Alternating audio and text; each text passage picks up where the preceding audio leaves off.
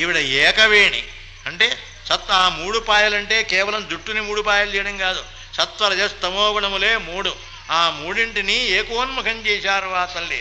అందువల్ల దేవి అయినారు సీతామాత దేవి అయినారు కనే రామచంద్రమూర్తి కూడా అభయం సర్వభూతేభ్య దదామి ఏతద్వ్రతం మమ. రాముడికి ఓ ధర్మం ఉంది కదా, అభయం సర్వభూతేభ్య దదామి. ఏ జీవకోటైనా సరే సృష్టిలో నేను కావాలని కోరుకుంటే వారికి మాత్రం అభయం ఇచ్చి తీరుతాను. ఇది నాకున్న వ్రతం అంటే ప్రాణమైనా వదిలిపెట్టేస్తాను, కానీ నియమం మాత్రం వదిలిపెట్టను. దానికి ఏమైనా సరే నియమం మాత్రం విడిచిపెట్టను. దాని పేరు వ్రతం. నియమములు అంటే సాధ్యమైనంత వరకు ఆచరిస్తాం, ఏదైనా సాధ్యం కాకపోతే ప్రాణం మీదకి వచ్చి వదిలిపెట్టేస్తాం. ఏమంటే చేయలేకపోతే ఏం చేస్తుంది, ప్రాణం మీదకి వచ్చేస్తుంది, అవసరం వచ్చేస్తుంది. అవసరం వస్తే కొన్నినా 1 2 వదిలేస్తాం. అలా వదిలేసి దాని పేరు నియమం. ప్రాణమైనా వదిలేస్తాను తప్ప నియమాలు మాత్రం మానవంటామే, దాని పేరు వ్రతం. అది వ్రతానికి నియమానికి ఉన్నటువంటి తేడా. అభయం సర్వభూతేభ్య దదామి ఏతద్వ్రతం మమ. సర్వభూతేభ్య, వాడికి వీడికి కాదు మహాప్రభు, సమస్తమైన జీవకోటికి సృష్టిలో ఉన్నటువంటిది ఏదైనా సరే ఏదైనా సరే నన్ను అభయం అడిగితే శరణు దొచ్చితే దానికి అభయం ఇచ్చి తీరుతాను అనేది వ్రతం కనుక. సీతామాత తపస్సు చేసుకుంటున్నారు గనక, సీతామాత రామచంద్రమూర్తి కోసమే కోరుతున్నారు గనక, దేవి అయింది గనక ఆవిడకి అభయం ఇవ్వడానికి రాముడు లంకకి వెళ్ళాడు. పరమార్థం అది. అందుకోసం వెళ్ళాడు రాముడు, రావణాసుని సంహరించడం కోసం కాదు మహాప్రభు. అయితే రావణాసుని సంహరించడంలో కూడా ఒక పాత్ర ఉంది, వాడికి మోక్షం ఇవ్వాలి. వాళ్ళు జయవిజయులు. అందుకోసమని జయవిజయులుగా విష్ణుమూర్తుల యొక్క ద్వారపాలకులుగా మహానుభావులు ఉన్నారు కనుక వాళ్ళ 2వ జన్మే రావణ కుంభకర్ణులు. మొదటి జన్మలో హిరణ్యాక్ష హిరణ్యకశిపులుగా జన్మించారు మహానుభావులు. అనంతరమందు మళ్ళీ శాపకారణం చేత రావణ కుంభకర్ణులుగా జన్మించారు. అనంతరమందు కృష్ణావతారం దగ్గరికి వెళ్ళిన తర్వాత, అక్కడికి వెళ్ళిన తర్వాత మాత్రం మరొక 2 జన్మలు మళ్ళీ ఎత్తారు. 3 జన్మలతోనే వస్తారా, 14 జన్మలు నా యందు ప్రేమతో తిరిగే వస్తారా అని అడిగాడు విష్ణుమూర్తి గారు. ఏమైనా సరే సప్త మహర్షుల యొక్క మాట మాత్రం తప్పడానికి వీల్లేదు కనుక, మిమ్మల్ని శపించారు కనుక, భగవంతుడికి మీరంతా దూరమైపోండిరా అని శపించేశారు కనుక మీకు మాత్రం శాపం తప్పదు. కానీ ఇక నేను కొంచెం ఎమినిమెంటు సవరణ, 14 జన్మలు నా మీద ప్రేమతోనే వస్తారా నన్ను పూజిస్తూ, లేదా కేవలం నన్నే తిట్టుకుంటూ నా మీదే కోపంతో రకరకములుగా నన్ను దుర్భాషలాడుతూ కేవలం నేను సంహరిస్తేనే 3 జన్మల్లో వస్తారా అన్నారు. బాబు ఏమైనా సరే నిన్నే తిట్టుకుంటూ నీ చేతిలోనే చచ్చిపోతే మాకు చాలా మహాప్రభో అన్నారు వీళ్ళు. అందుకనే హిరణ్యకశిపుడుగా జన్మించాడు, హిరణ్యాక్ష హిరణ్యకశిపుడు. అందుకనే భాగవతంలో హిరణ్యకశిపుడు ఆ నరసింహస్వామి వారు అలా పేగులు తీసేసి మండిగం మీద పెట్టి ఆ పేగులు తీసి తన మెళ్ళో వేసుకున్నట్ట. ఎందుకల్లా అవన్నీ కూడా విష్ణునామంతో నిండిపోయి పవిత్రమైనవి మహాప్రభో. విష్ణునామం వాడు కేవలం కోపంతోనే ఎప్పుడూ మొత్తం మీద చేస్తూనే ఉన్నాడు, ఎప్పుడూ విష్ణుమూర్తి ఆలోచనే. ఆ కారణం చేత ఆ నామంతో అదే భావన చేత అవన్నీ పవిత్రమైన కనుక అవన్నీ హారముల వలె ఆ మహానుభావుడు మెడలో వేసుకుని గంతులు వేసేటండి. ఆ అవతారంలో నరసింహస్వామి అవతారం ఎత్తి పరమాత్మ అలా మహానుభావుడు సంతోషించారట. ఆ అవతారములు అందుకోసమే ఎందుకోసం పుట్టాయో ఆ అవతారముల యొక్క పరమార్థం ఏమిటో ఇక్కడ కేవలం రావణ కుంభకర్ణులే అన్నదమ్ములు తప్ప విభీషణుడు మాత్రం వాళ్ళ తమ్ముడు కాదండి. తాతా సహోదరుల బిడ్డ వాడు. ఆ మాట రాసినాడు వాల్మీకి. ఆ మాట చెప్పినవాడు ప్రత్యేకించి వాల్మీకి మహాప్రభో. తాతా సహోదరుల బిడ్డ కానీ వీళ్ళకి మాత్రం తమ్ముడు కాడు, 3 గారు వారు ఇద్దరే. ఆ జైవజీవులే 2 కనుక ఆ జైవజీవులుగానే 2 అలాగే పుట్టారు. మానుషాద ప్రతిష్టాంతం అగమశ్చాస్పతి సమాహ యత్క్రౌంచ మిథునాదేకం అవధీ కామమోహితం అన్నారు. అనే పరమార్థాన్ని మనకు జ్ఞాపకం చేశాడు కనుక అదే పరమార్థం చేత కేవలం రావణ కుంభకర్ణులే అన్నదమ్ములు. కేవలం విభీషణుడు మాత్రం తాతా సహోదరులు బిడ్డవాళ్ళు. ఆ కుటుంబంలో అందరి నుంచి అప్పటి నుంచి కూడా కేవలం కుటుంబంలో అన్నయ్య తమ్ముడు అనుకుంటున్నారు, వీళ్ళు అలాగే ఉన్నారు. ఆ విషయాన్ని బయటపెట్టిన వాడు ఎవడో రావణాసుని యొక్క కుమారుడు ఇంద్రజిత్తున్నాడే, వాడు మాత్రం 14 శ్లోకంలో యుద్ధకాండలో 2-3 శ్లోకాల్లో బయటపెట్టేశాడు. ఆ విషయాన్ని బయటపెట్టిన వాడు ఎవడో రావణాసుని యొక్క కుమారుడు ఇంద్రజిత్తున్నాడే, వాడు మాత్రం 14 శ్లోకంలో యుద్ధకాండలో 2-3 శ్లోకాల్లో బయటపెట్టేశాడు. నీవు కేవలం తాతా సహోదరు వెళ్ళవయా, నీ కుటుంబం వేరు మా కుటుంబం వేరు. నీ కుటుంబంలో కేవలం వారిని యాచించడం, లేకపోతే ప్రార్థించడం, ఓహో మహానుభావులు మీరంటూ ఉండడం తప్ప పరాక్రమం చూపించే శక్తి మీకెక్కడుంది? మీ కుటుంబం వేరు మా కుటుంబం వేరు అన్నాడు మహానుభావుడు ఇంద్రజిత్తు. ఆ వాడికి కట్టుబడ్డాడు రావణ బ్రహ్మ. ఏమన్నయ్యా చూసావా, ఇంతవరకు నేను అన్నయ్య తమ్ముడు అనుకుంటున్నావు మన ఇద్దరం కూడా, నేను వేరుట చెప్తున్నాడు చూసావా నీ కొడుకు అన్నాడు పాపం మహానుభావుడు విభీషణుడు. ఆ మాటనగానే ఆ ఇంద్రజిత్తుని వెనకేసుకొచ్చి వాణ్ణే రక్షించుకొచ్చాడు పాపం. వాడిని రక్షించుకోకపోతే యుద్ధం జరగదు, యుద్ధం జరగకపోతే మోక్షం రాదు. వాడిగోల వాడిది. అందుకోసం ఏమైనా సరే వాడు చెప్పిన మాటే అంగీకరించి, ఏమైనా సరే నువ్వు అటువంటి వాడు లేరా, నీ కుటుంబం వేరు లేరా అన్నాడు. పోన్లే అన్నయ్య, నా కుటుంబం వేరుని నువ్వు ఇప్పటికన్నావు కనుక సంతోషం. నీ కుటుంబంలో పోన్లే, నువ్వైనా భార్యని బిడ్డలని ఈ రాజ్యమును జాగ్రత్తగా కాపాడుకుంటూ క్షేమంగా ఉండన్నయ్య, నేనే వెళ్ళి ఆ రామచంద్రమూర్తి నీ శరణు దొచ్చుతానన్నాడు మహానుభావుడు. అక్కడ అలా వెళ్ళిపోయినాడు. అంతేగాని రావణాసుడు వాడిని తిట్టాడు, తిమ్మాడు, అందుకోసం వెళ్ళిపోయినాడు, కొట్టాడు, అది మాత్రం ఎక్కడా లేదు మహాప్రభు. అంత దౌర్భాగ్యమైన పాత్రలు ఎక్కడా లేవండి. ప్రతి విషయంలోనూ కూడా ధర్మమే జ్ఞాపకం చేశారు. అలాగే స్వామి హనుమంతుడు కూడా ఇంద్రజిత్తు గారు ఏదో ఆఖరికి యజ్ఞం చేస్తున్నాడు, ఆ యజ్ఞం అంతా వీడి పాడు చేశాడు, నీళ్లు పోశాడు, ఏదో ఇంకోటి పోసేశాడు, యజ్ఞం అంతా పాడు చేశాడు. ఏమండి, యజ్ఞమని పాడు చేసేంత మహానుభావుడు ఆ పండితుడు. ఈయన పండితుడా, మహానుభావుడు, సమస్త దేవతాస్వరూపుడా, అటువంటి ఆయన వెళ్ళి యజ్ఞం పాడు చేశాడా? పాడు చేశాడని కూడా ఎక్కడైనా మహాప్రభు, ధర్మశాస్త్రం అది. ఆ కారణం చేత అనేకమైనటువంటి ధర్మములు సుందరకాండ కన్నా బాగుంటుంది యుద్ధకాండ అని మేము చూపిస్తాగా. మీరు యుద్ధకాండ సుందరకాండ ఇంతవరకు ఓహో దానికోసమే అదే విని అదే అలవాటు పడిపోయి కేవలం అదే కావాలనే కోరుకుతూ ఉంటారు తప్ప ప్రజలు. ఆ యుద్ధకాండకి వెడితే మాత్రం అనేకమైన ధర్మాలండి. యుద్ధకాండలో అన్నీ ధర్మములే. ఎంచేత కేవలం ప్రతి పాత్ర యొక్క సారూప్యమైనటువంటి భావన ఏమిటో, ఎప్పుడు ఆ పాత్రకు స్వస్తి చెప్పాలో ఆ ధర్మశాస్త్రం అంతా కూడా పరమాత్మ నిర్ణయించాడు. ఆ పరమాత్మ నిర్ణయం వల్ల ప్రతి పాత్రకి కూడా ఎక్కడ స్వస్తి, అన్నీ స్వస్తి చెప్పేది ఆ యుద్ధకాండలోనే. యుద్ధకాండలో అన్ని పాత్రలు అయిపోతాయి చివరికి. ఆ కారణం చేత ఆ యుద్ధకాండలో అంత గొప్ప విశేషం ఉంది. ఆ గొప్ప విశేషాన్ని కనుక కరెక్ట్గా కనుక చెబితే, దానిలో ఉన్న పరమార్థం కనుక చెబితే సుందరకాండ కన్నా బాగుంటుంది. సుందరకాండ కన్నా బాగుంటుందని మీ చేతే అనిపిస్తాను నేను. చాలా వదిలేసేద్దాం. ఆ యుద్ధకాండ వచ్చినప్పుడు చెబుతానండి చివరి కదా అది. ఆ కారణం చేత ధర్మశాస్త్రం అని అంటే అంత పరమార్థం ఉందండి. యుద్ధకాండ అంటే కేవలం కొట్టుకుంటారు కదా మహాప్రభు. అంతా కొట్టుకోవడం అంతా కలిపి 2 రోజులే ఉంటుంది. మిగతా 12 రోజులు పడుతుంది మొత్తం యుద్ధకాండ. 118 సరుకులు, అది 132 సరుకులు, 118 సరుకుల అయోధ్య. 118కి ఎక్కడ వచ్చామండి? 70లోకి వచ్చాము. అప్పుడు 70లోకి వచ్చాము మహాప్రభు. ఇంకా ఎంత ఉందో చెప్పండి లెక్కయండి. ఇంకా 4 రోజులు 5 రోజులు పడుతుందండి ఇది. దశమహారాజు మరణం దగ్గరే ఆపు చేస్తాం కదా, అది 1 రోజు సరిపోతుంది. బహుశా రేపే మరణం దాకా వెళ్ళిపోదామని అనుకుంటున్నాను. సరే ఎలా ఉంటుందో రేపు ఆ ప్రయత్నం తర్వాత చూద్దాం దాన్ని. ఆ కారణం చేత అలాగే మహానుభావుడు ధర్మశాస్త్రం కోసమని పరమాత్మ అక్కడే నిర్ణయించుకున్నారు. చిత్రకూట వ్రతానికి చేరారు రామచంద్రమూర్తి. చిత్రకూట వ్రతానికి లక్ష్మణ ఇక్కడ పర్ణశాల ఏర్పాటు చేయించరా అన్నారు.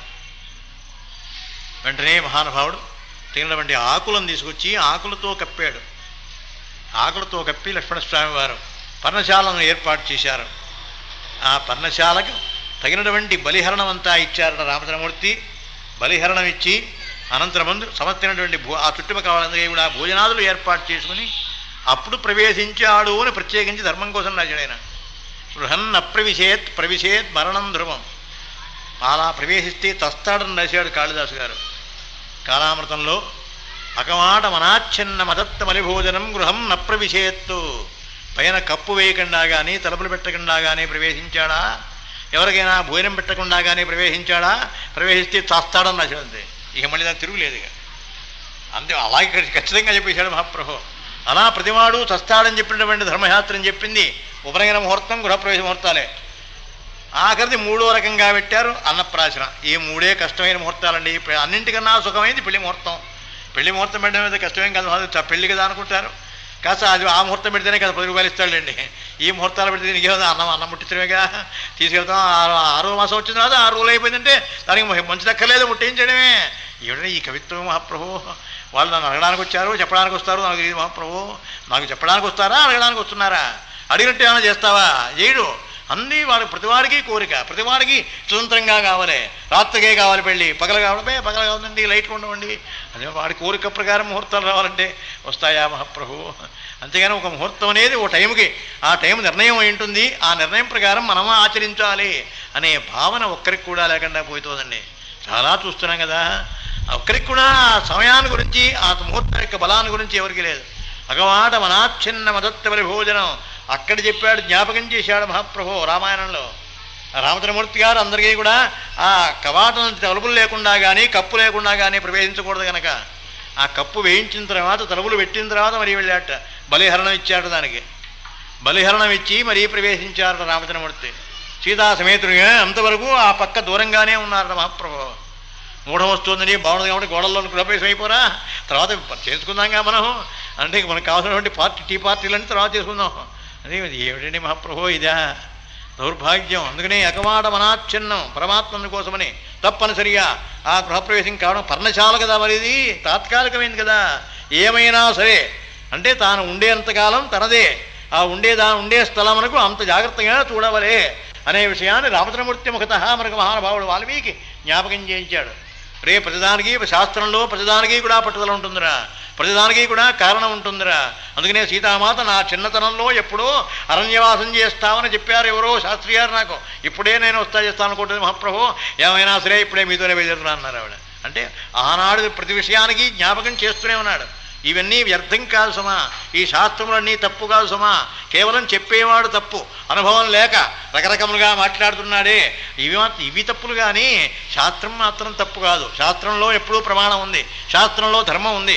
ఆ ధర్మాన్ని గురించి మాత్రం తెలుసుకోవడం తప్పు నీది. తెలుసుకోలేకపోతే నా ఇష్ట ప్రకారంగా వాళ్ళకి కష్టం కలుగుతుందేమో, వీళ్ళకి కష్టం కలుగుతుందేమో, ముహూర్తం లేదంటే వాళ్ళు ఏదో బాధపడతారేమో, మనకు 10 రూపాయలు రాకపోతాయేమో, ఇవన్నీ గొడవలు కానీ దుఃఖమాల గొడవలు. అందుకోసమని ఏదో వాడి ఇష్ట ప్రకారం వాడిష్టం అని చెప్పేప్పుడు నీ ముహూర్తం ఏముందిగా. కానీ వాడి ఇష్ట ప్రకారం నువ్వు పెట్టేప్పుడు ఇదే నీ ముహూర్తం ఏమిటి కొత్తగా, ఇక నీ ముహూర్తం అంటూ ఏం లేదు దానికి. నీ ఇష్ట ప్రకారం పెడితేనే నీ ముహూర్తం అది. ఆ కారణం చేత అంత జాగ్రత్తగా చెప్పడం కోసమని పరమాత్మ ఆ ధర్మాన్ని మనకు జ్ఞాపకం చేశారు. ఆనాడు ఆశ్రమం దగ్గర ఐడేయమనే మాంసం తీసుకొచ్చి, అంటే ఆడలేడిని సంహరించి దాని యొక్క మాంసం తీసుకొచ్చి అలా భోజనం పెట్టించారు పరమాత్మ అందరికీ కూడా, రథీశ్వరులకి అందరికీ కూడా. అంటే ఆ రోజుల్లో రథీశ్వరులు కూడా మాంసాహారం తినేవారు. అదే మాంసమే మాంసంగా మారింది ఈనాడు మినుములుగా, ఆ కాలధర్మాన్ని బట్టి. అందుకని గారెలు వండితే కానీ తద్దినం పెట్టరు ఇప్పుడు ధర్మశాస్త్రం. ఆనాడు మాంసం పెట్టేవారు. అందుకనే మహానుభావులు జీర్ణం వాతాపి జీర్ణం అనే మహానుభావుడు ధర్మశాస్త్రం అప్పుడే పుట్టింది మనకు. జీర్ణం వాతాపి జీర్ణం అని, వాతాపి ఎల్వలుడు అని 2 రాక్షసులు ఉండేవారు. ఆ క్రమేపీ అందులో ఎల్వలుడు మాత్రం లేడువలే వాతాపి ఎల్వలుడు కేవలం ఆ ఐనేయుడుగా తిరుగుతూ ఉండేవాడు వాడు. ఎవరింటో తినమో వారి వాకిట్లోనే తిరుగుతూ ఉండేవాడు వాడు. సరే వెంటనే మహానుభావుడు అరే ఇవాళ లేడం కూర కావాలరా అనేవాడు. అంటే కేవలం తెలుసుగా తద్దినానికి కూర ఏమిటో తెలుసు, అందుకని వాకిట్లో వెళ్ళేప్పటికి వాడు సిద్ధంగానే ఉండేవాడు. సరే వాడిని సంహరించి కూర వండేసేవాడు, తదినం పెట్టేసేవాడు. తదినం పెట్టేసిన తర్వాత ఆ భోజనానికి వచ్చేవాడు బాబు ఈ ఎల్వలుడు. వీడు ఆ రోజున వచ్చి అమాంతంగా వీడు కాసేపు భోజనం చేసి ఆ అనంతరం చేయడుకుంటూ ఒరే వాతాపి వాతాపి అని పిలిచేవాడు వీడు. వస్తున్నానన్నయ్యా అనుకుంటూ వాడు ఎంతమంది నోట్లో కడుపులోకి వెళ్ళాడో అంతమందిని చీల్చుకుని బయటకు వచ్చేసేవాడు. అంతమంది మహర్షుల్ని తినేసి హాయిగా వెళ్తారు. ఎప్పటికల్లా సుఖంగా ఉండేవాళ్ళు. ఎవరైనా వేటాడక్కర్లేదు. ఇక వేటాడడం కష్టపడడం అనేటువంటి పనే లేదు వాళ్ళకి. ఆ బ్రాహ్మడి ఇంటికి వెళ్ళడం, వాడింటి తద్దినానికి వెళ్ళంతా వెళ్ళడం, తద్దినానికి వెళ్ళే ఆహారంగా లోపలికి వెళ్ళిపోవడం, ఎంతమంది తింటారో అంతమందికి లోపలికి వెళ్ళిపోవడం, పిలవగానే చీల్చుకుని బయటకు వచ్చేయడం. రే వాతాపి అనేప్పటికల్లా తమ్ముడు వాతాపి అని పిలుస్తాడు. పిలిచేప్పటికల్లా అన్నమ్మతో వచ్చేసాడు వీడు. అలా సంచరించారు మహాప్రభు. వాళ్ళకి మరణం అగస్త్య మహర్షి గారి యొక్క నాభిలో ఆఖరి అప్పటికి వాడు పూర్తి అయిపోయినాడు. అందుకనే పెద్దవాళ్ళు ఆడవాళ్ళు ఉక్కు కక్కుతున్నా లేకపోతే కాస్త పాలు పోస్తే కక్కుతున్నా జీర్ణం వాతాపి జీర్ణం అనేవాడు. అప్పుడు ఆన ఇచ్చాడు మహర్షి, నన్ను తలుచుకుంటే చాలు రాపోతున్నాడు అంతే. ఏ లోపం ఉన్నా సరే నన్ను తలుచుకుంటే పోతున్నాను అంతే. జీర్ణం వాతాపి జీర్ణం అని కాళ్ళు వీళ్ళు సరిచేసి అలా తిప్పేవారు, పొట్ట మీద రాసేవారు, ఆ మంత్రం చదివేవారు. ఇప్పుడు ఇదే ఉందండి మహాప్రభు, ఇప్పుడు ఏదో డ్రాప్స్ పట్టుకొచ్చి వేస్తారు, వీడికి ఏదో పొట్ట ఎంత అయిపోతుంది, కాళ్ళు ఇలా అయిపోతాయి. ఏం చేస్తాడు? ఇది చేదేమిటి మహాప్రభు? ఇదేంటండి ధర్మశాస్త్రం. మరి ఆనాడుది ధర్మశాస్త్రం మరి పుట్టింది అంటే అది కేవలం వ్యవహారం అంతా కూడా ఆ ధర్మశాస్త్రం యొక్క స్వరూపం అంతా పరిహాసం కోసం మాత్రం పుట్టలేదు. ఆ కారణం చేత పరమాత్మ మాంసాహారం అంతా కూడా మహర్షులందరికీ కూడా ఆ రోజున ఏర్పాటు చేయించి అనంతరమందు పరమాత్మ ఆయన కూడా సెలవు లోపల ప్రవేశించారు. పరమాత్మ క్షేమంగా అక్కడే ఉన్నారు. అమ్మయ్య అక్కడికి చేరిపోతే కానీ ఈ సుమంతుడు అయోధ్యకి చేరడం మహాప్రభో. ఇక్కడి నుంచి హిమళి శ్రేపటి నుంచి సుమంతుడు అయోధ్యకి చేరుతాడే, అక్కడి నుంచి పాఠాంతరం ప్రారంభమవుతుంది. ఇక సుమంతుడు ఇక్కడ చేరడం, దశమహారాజు గారి మరణం, అనంతరమందున భరతుడు యొక్క రాక. భరతుడు వస్తే కానీ అయోధ్యకాండలో పసలేదు. అయోధ్యకాండ ఎంత చెప్పినా దానిలో ధర్మాలు ప్రత్యేకించి ధర్మములే తప్ప అందులో పస అంటే ఏమిటి? ఆ ధర్మం అనేది శాస్త్రజ్ఞానంతో సహా ఈనాడు ఉన్నటువంటి ధర్మశాస్త్రం ఎలా ఉంటుందో ఆ నిర్ణయం అంతా వాడు రావాలి మహానుభావుడు. భరతో భ్రాతృవత్సల వాడు దిగుతాడు. ఇక వాడు దిగిన తర్వాత కానీ ధృతమహారాజు గారు మరణిస్తే కానీ భరతుడు రాడు. భరతుడు వస్తే కానీ ధర్మం లేదు మహాప్రభు. అక్కడి నుంచి ధర్మం ఇక, అక్కడి నుంచి అన్నీ ధర్మములే. ఇక వాల్మీకి రామాయణంలో అయోధ్యకాండకి ధర్మములు ఎక్కడి నుంచి అంటే భరతుడు వచ్చిన దగ్గర నుంచి ధర్మాలు. ఈ మిగతాదంతా కథే. ఇదంతా కథే కనుకనే రోజుకి 8 సరుకులు పెడుతున్నాయి మహాప్రభు. 8, 9, 10 అలా వెళ్ళిపోతున్నాయి కథ. అంతే కథ. మరి కథ ముందు వెళ్ళిపోతుంది కదండి. ఇంతకన్నా స్పీడ్గా పెడుతుంది అరణ్యకాండ. మళ్ళీ కిష్కింధ దగ్గరికి వచ్చేటప్పటికి రోజు 8, 9 అయ్యేప్పటికి చాలా కష్టమైపోతుంది మహాప్రభు. సరే సుందరకాండ దగ్గరికి వచ్చేటప్పటికి మొదటి రోజు మాత్రమే పెడతాయి. ఆ తర్వాత రోజు 2, 3 పెడతాయి. 2, 3 సరుకులే అవుతాయి, అంతకన్నా వెళతాయి.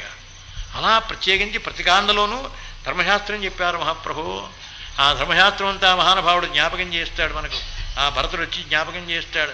ఏమిటరా నేను వస్తుంటే అందరూ తలుపులు వేసుకుంటున్నారు ఏమిటరా? ఆ వాళ్ళని అడుగుతుంటారు. రథం తోలుతున్న వాళ్ళని అడుగుతున్నాడు రామచంద్రమూర్తి భరతుడు. ఎరా తలుపులు వేసుకుంటున్నారు ఏమిట్రా, నేను వస్తుంటే ఏం తప్పు చేశాను రా నేను అన్నాడు. ఆయనకేం తెలియదా? రామచంద్రమూర్తి అరణ్యానికి వెళ్ళారని కానీ ధర్మరాజు గారు మరణించారని కానీ అందుకోసం కబురు వచ్చిందని కానీ తెలియదు ఆయనకి. కృత్యం అత్యంతికం దివ్యం, అత్యవసరమైన అర్జెంట్ పడింది అన్నారు అంతే. అనే అర్జెంట్ అనగా బయలుదేరాడు అంతే. బయలుదేరొస్తుంటే ఈయన ఆ రోడ్డు మీదకి వచ్చేప్పటికల్లా మాందమాగసులు ఎవరు కూడా లేరు, ద్వారపాలకులు లేరు. ఏమిట్రా ఇలా లేదేమిట్రా పట్టణం అంతా?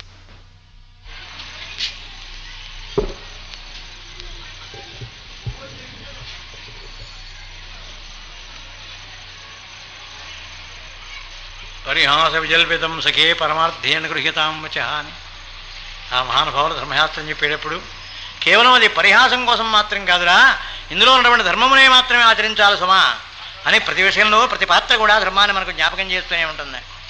అందుకనే ఈ వికర్సుడే మహానుభావుడు కూడా ఇందాక చెప్పానే వైఖానసుడిని. ఈ వైఖానసుడే ఇచ్చాడే వానప్రస్థాశ్రమాన్ని. ఈ వానప్రస్థాశ్రమానికి ఆశ్రమ ధర్మాల్లో తేడా ఏమిటో ఇందాక చెప్పకుండా ముందుకు వచ్చేసాను. సరే కాస్త టైం ఉంది కనుక చెప్పి ఆ కథ మాత్రం ఏమైనా చెప్పలేండి. ఆ టైం ఉంది కనుక ప్రత్యేకించి ఆ మతముల యొక్క స్థితి ఏమిటో. మొట్టమొదటి బ్రహ్మచర్య వ్రతం, బ్రహ్మచర్య దీక్ష. ఆ బ్రహ్మచర్యం తర్వాత వచ్చేది గార్హస్థ్యం, ఆ అనంతరమందు వానప్రస్థం, ఆ తర్వాత సన్యాసం. ఈ 4 రకములుగా ఆశ్రమములు ఏర్పడ్డాయి. ఈ ఆశ్రమంలో మొట్టమొదటిగా ఉన్నటువంటి దానిలో బ్రహ్మచర్య దీక్షలో మాత్రం సరే వివాహం అయినా కాకపోయినా అయిన తర్వాత కూడా బ్రహ్మచర్యంలో ఉండడానికి అవకాశాలు ఉన్నాయి. అంటే స్త్రీకి వాంఛలేని సమయమందున అనుభవించే అధికారం పురుషుడికి లేదు. అది ధర్మసంపత్తి అంటే.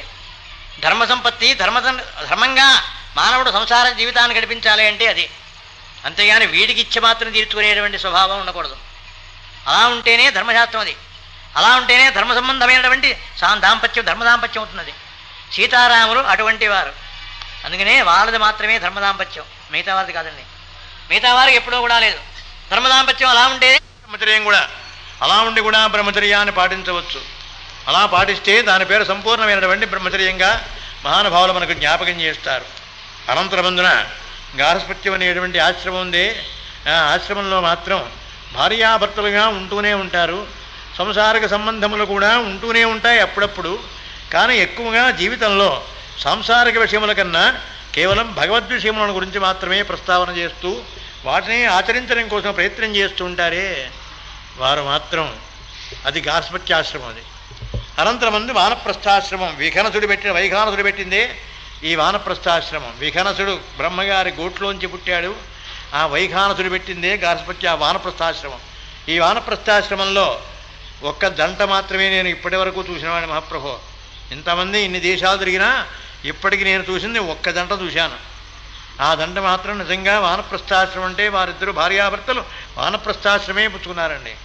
ఆ వానప్రస్థాశ్రమాన్ని అలా ఆచరిస్తూనే ఉన్నారు. సూర్యాపేటలో ఉన్నారు.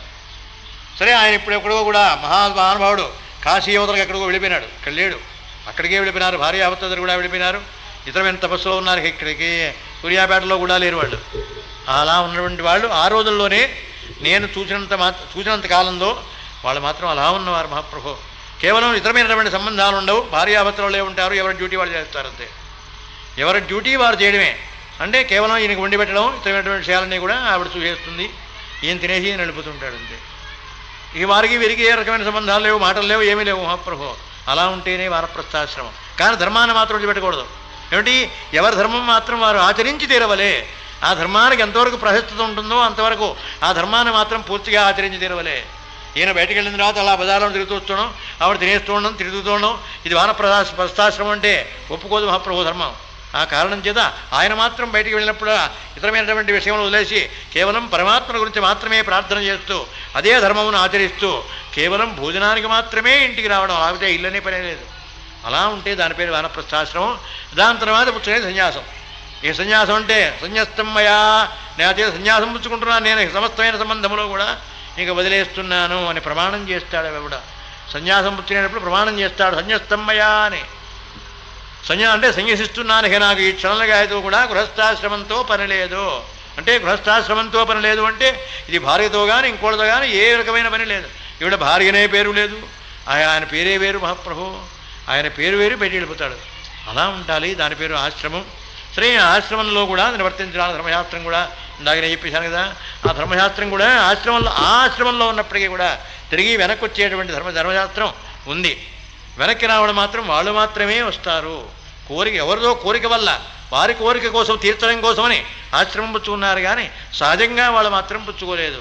సహజంగా పుచ్చుకుంటే మళ్ళీ రాకూడదు. సహజంగా పుచ్చుకున్నాడా, ఆశ్రమానికి ముందుకెళ్ళిపోవడమే, అందుకని మళ్ళీ వెనక్కి రాకూడదు. కానీ ఎవరి కోసమో పుచ్చుకున్నప్పుడు మాత్రం మీరు మాత్రం సన్యాసాశ్రమం పుచ్చుకున్నా, వానప్రస్థాశ్రమం పుచ్చుకున్నా, వానప్రస్థాశ్రమం వరకే వెళ్ళారు. రామచంద్రమూర్తి సీతామాత వానప్రస్థాశ్రమం వరకు వెళ్ళారు. అలాగే దశరథ మహారాజు గారు కూడా, ఆ మహానుభావుడు అంతవరకే వెళ్ళారు. ధర్మరాజు గారు కూడా అంతవరకే వెళ్ళారు మహాప్రభు. కేవలం ఆనాడు ఓడిపోయినాడు కనుక అందుకోసం మాత్రమే వానప్రస్థాశ్రమం పుచ్చుకుని మళ్ళీ గృహస్థాశ్రమానికి వచ్చారు. రాజ్యం పుచ్చుకున్నారు కదా, మళ్ళీ గృహస్థాశ్రమానికి వచ్చారు. మళ్ళీ మారిపోయి వెనక్కి వచ్చారు, కిందకు వచ్చేసారు. అది ఆ కారణం చేత కేవలం వారు మాత్రమే వచ్చే అవకాశం ఉంది తప్ప మా సహజంగా పుచ్చుకునే వాళ్ళకి మాత్రం అవకాశం లేదు. సహజంగా ఉన్నవాళ్ళు అలా ముందుకెళ్ళవలసిందేనని ధర్మ నిర్ణయం చేశారు. సరే, అటువంటి ధర్మాల గురించి ప్రస్తావన చేసుకుంటూ ఇవాళ సమయం అయిపోయింది కనుక యథాతథంగా ఇక రేపటి నుంచి మళ్ళీ ఈ మహానుభావుడు బయలుదేరుతాడు. ఈ గుర్రాలను కట్టుకుని వెనక్కి తిరిగాడే ఈ మహానుభావుడు బయలుదేరుతాడు. అక్కడికి మా అయోధ్యాపట్టణాన్ని చేరుతాడు. అక్కడి నుంచి కథ రేపు అక్కడి నుంచి ప్రారంభమవుతుంది కనుక కొన్ని ధర్మములు చెప్తారు. అంటే దశరథమహారాజు గారు ఓ ధర్మం చెప్పాడు ఆ రాత్రి సమయం వందన. తెల్లవారితే మరణిస్తాడనగా, బహుశా రేపు వస్తుందో ఎల్లుండో వస్తుందో లేనిది, తెల్లవారితే మరణిస్తాడనగా ఆ రాత్రి కౌశల్యమని కూర్చోబెట్టుకుని ఒక ధర్మం చెప్పాడు. ధర్మం ఏమిటో తెలుసా అన్నాడు. గృహస్థాశ్రమంలో ధర్మం ఏమిటో తెలుసా అన్నాడు. గృహస్థాశ్రమం అంటే కేవలం పెళ్లి చేసుకుని కూర్చోవడం కాదు. గృహస్థాశ్రమం అంటే ఏ ఒక్క విషయము కూడా తన సంగతి భార్యకి చెప్పకుండా ఉండకూడదు పురుషుడు. భార్య కూడా తన సంగతి ఏమైనా ఉంటే చెప్పకూడని సంగతులైనా సరే చెప్పి భర్త గారికి ఎప్పుడోకప్పుడు జీవితంలో చెప్పాలి. చెబితేనే దాని పేరే కేవలం ఆశ్రమం అనిపించుకుంటుంది. గృహస్థాశ్రమం అంటే ధర్మం అది అన్నాడు ఆయన. ఎందుకండి అక్కర్లేని గొడవ ఇప్పుడు అంది కౌసల్య. అక్కర్లేని గొడవ ఇప్పుడు ఎందుకండి అన్నారు. కాదు కౌసల్య, నా జీవితంలో నేను కూడా చేసినటువంటి ఓ స్థితి ఉంది. ఆ కారణం చేత నేను కూడా మంచివాడిని కాదు, నువ్వు అనుకున్నంత మంచివాడిని కాదు నేను, నాకు కూడా కొన్ని లోపాలు ఉన్నాయన్నాడు ఆయన. మీకా ఏమీ ఉండవండి, ఊరికేలా అంటారు ఎందుకండి మీరు, మీకు లోపాలు ఉండవేమిటి, మీరు పాపం చేయడం ఏమిటి, ఏమీ లేదన్నారు ఆవిడ. అది నీ నమ్మకం, అంతేగాని నాకు నేను చెబుతున్నాగా నేను చేసిన మాట యథార్థం, అది ఇప్పుడు జ్ఞాపకం వస్తోంది నాకు అన్నాడు మహానుభావుడైన. అది ఆనాడు చేసినటువంటి పని ఇప్పుడు జ్ఞాపకం వస్తోంది నాకని ఆ పనిని గురించి చెప్తాడు మహాప్రభు. ఆనాడు మహర్షుల యొక్క కుమారుడు యాత్యంధుడు తల్లిదండ్రులు కంటి గుడ్డివాడు, పాపం పుట్టి గుడ్డివాళ్ళు, వాళ్ళకి అక్కడ చేస్తూ సేవ చేస్తూ అరణ్యంలో ఉండి ఆ రోజున తెల్లవారుజాము నీళ్లు పట్టుకురారా అంటే కుమారుడు కోసమని వెళ్ళి కొండ మంచినీళ్ళ కుండ నీళ్లలో ముంచుతున్నాడు. మహారాజు గారు యువరాజు అయినప్పటికీ యువరాజు శబ్దభేది అనేటువంటి ప్రయోగం చేసి అమ్మా నాన్న అని కేక వేశాడు వాడు. రేపు దాని కథ ఏమిటో సువిస్తరంగా రేపుతాడండి. అమ్మా నాన్న అని కేక వేశాడు, ప్రాణం వదిలిపెట్టేస్తున్నాడు వాడు, గజగజలాడిపోతున్నాడు. సరే ఏమిట్రా ఏనుగ మీద బాణం వేస్తే అమ్మా నాన్న అని మానవ వాక్కులు అనిపిస్తున్నాయి అని పాపం మహానుభావుడు మహారాజు గారు ఆ కేకల ప్రకారం ఎటు వేశాడో బాణం పరితికొచ్చాడు. వచ్చేప్పటికి వీడికి గిడగలాడిపోతున్నాడు. పాపం చేతిలో ఆ కుండ కూజా మాత్రం ఉంది, నీళ్లు సగం ముంచాడు సగం ముంచలేదు, ఈ స్థితిలో ఉన్నాడు. సరాసరి వీళ్ళకి పట్టుకుని మేము శపిస్తాడేమో, బ్రాహ్మణ కురాడు కదా అటీశ్వరుడు కొడుకు అని అనుకుని వీడు మాత్రం దూరంగానే ఉన్నాడు. మహారాజు శపిస్తాడని భయపడుతున్నాడు. భయపడకు, నేను శపించనన్నాడు వాడు. నేను నిన్ను శపించను ఎందుకో తెలుసా అంటే సహజమైనటువంటి ధర్మపత్ని కనుక నేను ఉద్భవిస్తే నాకు శపించే అధికారం ఉండేది నిన్ను. అలా కాకుండా మా తండ్రి మాత్రమే వైశ్యుడు, మా తల్లి మాత్రం శూద్ర స్త్రీ, ఇద్దరికీ జన్మించిన కారణం చేత నిన్ను శపించే అధికారం లేదని ఒక ధర్మం చెప్పాడు వాడు అక్కడ. అంటే తల్లి వేరు తండ్రి వేరు. ఆ తల్లి తండ్రి ఇతరమైనటువంటి జాతుల వల్ల ఉద్భవించాడు వీడు. నేను తపస్సు చేస్తే చేయవచ్చు, తండ్రి గారు తపస్సు చేశాడు కాబట్టి తపస్సు చేయవచ్చు నేను, అంత మాత్రం చేత నిన్ను శపించే అధికారం మాత్రం నాకు లేదు. ఆ కారణం చేత నిన్ను శపించను అనేప్పటికీ అప్పుడు పాపం అవి కూడా పుచ్చుకొని తండ్రి దగ్గర తీసుకెళ్తాడు. సరే, తండ్రి గారు ఏదో రకరకాలుగా మాట్లాడి చాలా బాధతో చివరికి తండ్రి శపిస్తాడు వీడిని. ఆ తండ్రి మాత్రం కోమటికే పుట్టాడు, ఆడది కోమటే, వీడు కోమటే, తండ్రి అట్లా పుట్టాడు. ఈ తండ్రి మాత్రం శుద్రస్త్రీని చేసుకున్నాడు, వాడికి పుట్టాడు ఈ కుర్రాడు. అప్పుడు చెప్పాడు ఈ ధర్మశాస్త్రం అంతా. ధర్మపత్ని అంటే అర్థం ఏమిటో, ధర్మపత్నికి ఉండేటువంటి లైసెన్సులు ఏమిటో, ధర్మపత్నికి వచ్చేటువంటి లెక్కలేమిటో, కామపత్నికి ఇతరమైనటువంటి పత్నికి వచ్చేటువంటి లెక్కలేమిటో మహానుభావుడు అక్కడ నిర్ణయిస్తాడు. అప్పుడు ఆ మహానుభావుడు చెప్పించాడు, ఒరే నావలి నువ్వుడా కుమారా కుమారా అంటూ విలపిస్తూ మరణిస్తావురా అన్నాడు. ఆ మాటకి ఆ వయస్సులో ఆనాడు అర్థం వేరు, ఈనాడు అర్థం వేరు అన్నాడు మహారాజు గారు. ఆనాడు అర్థం ఏమిటి, కుమారా కుమారా అని చచ్చిపోతావు అని చెప్పించాడు కనుక నాకు కొడుకులు పుట్టడం ఖాయం, కొడుకుడితే కుమారా ఎందుకంటాను అని అనిపించి లోపల సంతోషమే. పోతే పోయాడు ముసలాడు, ఏదో పైకి మాట్లాడుతున్నాడు తప్ప పోతే పోయినాడు ఏదో ముసలాడు ఎలాగోపోతాడు ఉంటాడు వీడు. సరే పోతే పోతాడు కానీ మొత్తం కుమారా కుమారా అంటూ మరణిస్తాడన్నావు అన్నాడు కనుక నన్ను తప్పకుండా నాకు కుమారు కలడం ఖాయమని సంతోషం కలిగింది లోపల. కానీ ఆ మహానుభావుడు కుమారా అంటూ ఆ ఏడవడంలో ఉన్న పరమార్థం ఏమిటో, ఆ ఏడుపులో ఉన్న అర్థం ఏమిటో ఇప్పుడు జ్ఞాపకం వస్తుంది నాకు అని ఆ మహానుభావుడు పాపం ఆ పటాలు చూసుకుని ఏడుస్తాడండి. ఇక అలా ప్రతి విషయంలోనూ కూడా ఒక ధర్మాన్ని జ్ఞాపకం చేస్తారండి. ఇక సుమంతుడు బయలుదేరారు. నిన్న కథ అక్కడ సమాప్తం చేసి తిరిగి రామచంద్రమూర్తికి కటాక్షంతో కథ ప్రారంభం చేస్తున్నాను. ధర్మం ఏమిటయ్యా అంటే మొన్న నాడు చెప్పాను కదా, దశమహారాజు గారి మరణంతో కథ సమాప్తం చేసేయాలని ఆ రోజున. ఆ కారణం చేత ఈవేళ దశమహారాజు గారి మరణం వరకు వెళ్ళిపోతుంది కథ. కొంచెం 2 సరుకులు 3 సరుకులు కాస్త ఎక్కువైనప్పటికీ దాన్ని మాత్రం సరి చేసుకుని అంతవరకు కథ పూర్తిగా పెడతాను ఈవేళ. దశమహారాజు గారు మరణించిన అనంతరం ముందు ఈ కథ రేపటి నుంచి ప్రారంభం. రేపటి నుంచి ప్రారంభం అవుతుంది. నారాదిగే జనపతి దేశం మరాదిగం అంటే ఎలా ఉంటుందో రేపు ప్రారంభం చేస్తాడు. అవన్నీ కూడా మహానుభావుడు భరతుడు చెప్పి ఆ అనంతరం ముందున అది ప్రత్యేకించి రాసిట్టే పెట్టారు మహాప్రభు. దేశం మరాదిగం అంటే ఎలా ఉంటుందో ఈనాడు పరిస్థితిని ఏదో నేను చెబుతున్నాను పురాణం అనుకుంటారని, నేను చెప్పిన శ్లోకాలు కాదు అవే శ్లోకాలు అని కొన్ని మరిచిపోయినా జ్ఞాపకం ఉంటాయని మొత్తం ఆ శ్లోకాలు. అలాగే భరతుడు చెప్పినటువంటి సమస్తమైనటువంటి పాపాత్మలలో పాపాత్ముని బలానవాణ్ణి అవుతానమ్మా అని ఆ మహానుభావుడు కౌసల్యముతో చెప్పుకుంటాడే, కాళ్ళ మీద కూడా ఏడుస్తాడు. అవి ఆ 2 కూడా వ్రాశాను మహాప్రభు. అలాగే కిష్కింధకాండలో ఒక ధర్మం ఏమిటయా అంటే, సుగ్రీవుడు సూర్యోదయ పర్వతంలో కాదు సూర్యాస్తమయ పర్వతం వరకు వెతికించాడు. ఉదయ పర్వతంలో కాదు అస్తమయ పర్వతం అండి. దక్షిణ దిక్కున యమలోకంలో కాదు ఉత్తర దిక్కున కైలాసానికి వెళ్ళే మెట్లున్నాయి, అంతవరకు వెళ్ళమన్నాడు. ఈ లోపల ఏమేమి ఉన్నాయో మొత్తం సృష్టిలో చెప్పినవాడు ఒక్క వాల్మీకి మహానుభావుడే అండి.